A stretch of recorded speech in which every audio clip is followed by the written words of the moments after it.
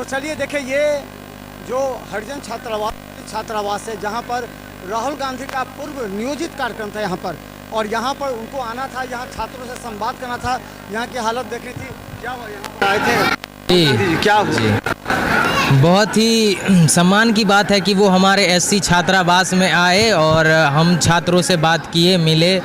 हम बहुत खुश हैं हम लोग, और राहुल गांधी को अपनी हर एक जो भी समस्याएं, प्रॉब्लम्स हैं, सब कुछ क्या आप लोगों ने बताया उनसे, उन्होंने क्या पूछा? हमारी जो आर्थिक स्थिति है यहाँ की, और हमारे एससी में जो शिक्षा को लेकर जैसे भेदभाव किया जाता है, आरक्षण खत्म करने का बात जो कहा जाता है, उन मुद्दों पे बात किया गया है राहुल गांधी से, और उनको कहा गया है जो सर हमारे समस्याओं पे गौर करें और हम छात्रों के लिए कुछ कीजिए।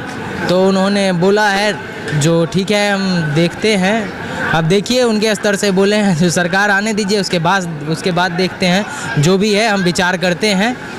और हम खुश हैं, बहुत ज़्यादा हम खुश हैं कि हमारे छात्रावास में वो आए। कितने छात्र लोग उन्होंने सवाल पूछा उनसे राहुल गांधी से? कितने छात्र? हमारे जो सीनियर छात्र हैं, कुछ गिने चुने 15-20 छात्र हैं, वो उनसे सवाल किए और अपना जो सवाल था उनके मन में जो रुके यहाँ पर कितनी देर रुके? कम से कम 30 मिनट रुके हैं, आधा घंटा के करीब जी। तो चलिए हम आपको दिखाएंगे, देखिए यहाँ पर, और देखिए यहाँ पूरी तरह यहाँ पर हम जिस तरह बता दें कि ये पूरे छात्र जो इन सवाल पूछा गया, और हमारे साथ हैं, क्या लगता है क्या राहुल जी 30 मिनट यहाँ रुके, किस तरह का सवाल पूछे और क्या जवाब दिए हम लोगों ने? इतनी व्यस्तता कार्यक्रम इस ऊहापोह में भी माननीय राहुल गांधी जी को हवाई अड्डा से, एयरपोर्ट से लेकर के यहाँ तक निर्धारित कार्यक्रम स्थल तक आने में जिला प्रशासन ने पूरी अपनी कोई कसर नहीं छोड़ी उन्हें रोकने के लिए।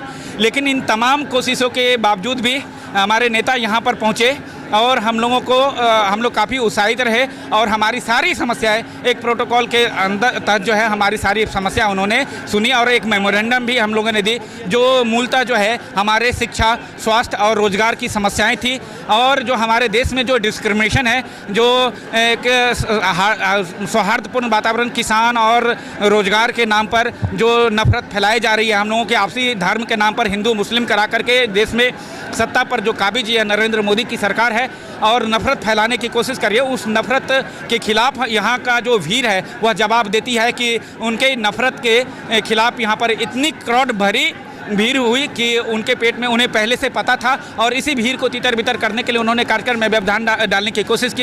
एक फर्जी लेटर इशू करके जिला प्रशासन पर दबाव डाल करके उन्होंने एक फर्जी पैदल आए वहाँ से, नाका 5 से, बिल्कुल नाका 5 से हमारे माननीय नेता को पैदल आना पड़ा है।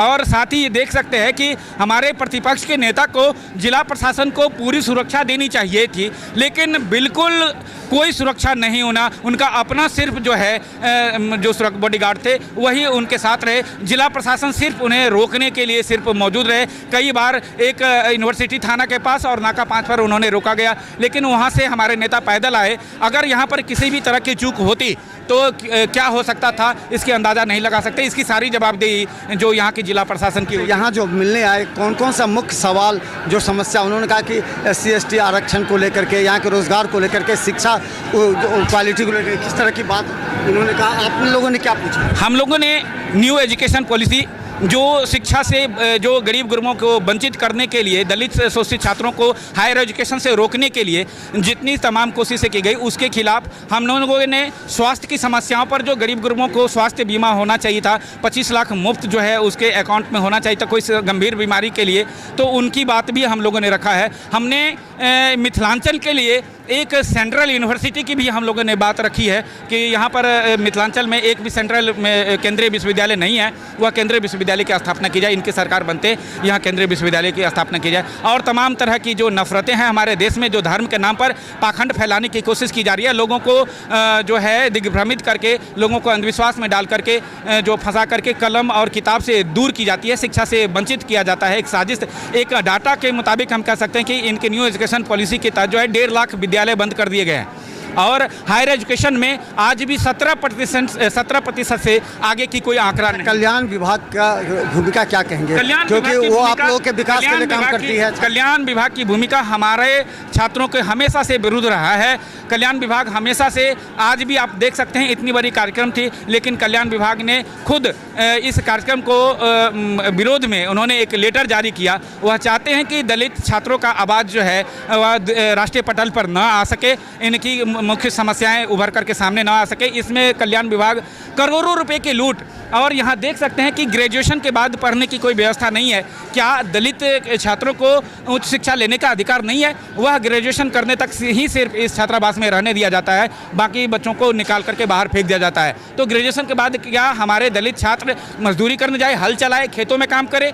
तो हम कहते हैं, माननीय राहुल गांधी से हमने इस की भी बात की है कि हमारे लिए उच्च शिक्षा की आवासीय व्यवस्था सुदृढ़ किया जाए। तो मेरा नाम डॉक्टर राजेश कुमार राम हुआ, भीम आर्मी दरभंगा। चलिए देखिए, हम बता दें कि राहुल गांधी यहाँ पहुँचे थे, कठिन परिस्थिति में पहुँचे थे। उन्हें खनका चौक पर रोक दिया गया था, कड़ी धूप में पैदल वो यहाँ पहुँचे, और यहाँ जो उनका संवाद था दलित छात्रों की समस्या को लेकर के, देखिए पूरी तरह कार्यक्रम किया गया था। ये स्टेज था और इस स्टेज पर राहुल गांधी आ रहे थे, और ये लगातार जो छात्र यहाँ इस गैलरी में थे उनसे सवाल पूछ रहे थे। हालांकि पूरी तरह लॉक कर दिया गया था, लेकिन तमाम परिस्थिति के बाद राहुल गांधी का यहाँ 30 मिनट रुक करके यहाँ के छात्रों से संवाद लेकर के उन्होंने यहाँ की स्थिति के बारे में जानने का प्रयास किया। और उन्होंने कहा जब हमारी सरकार बनेगी तब हम जाति जनगणना के अनुसार और जो दलित छात्र हैं उनको जो भी सुविधा होगा वो मुहैया कराएंगे। देखते रहिए बिहार मितानी, यूट्यूब में सब्सक्राइब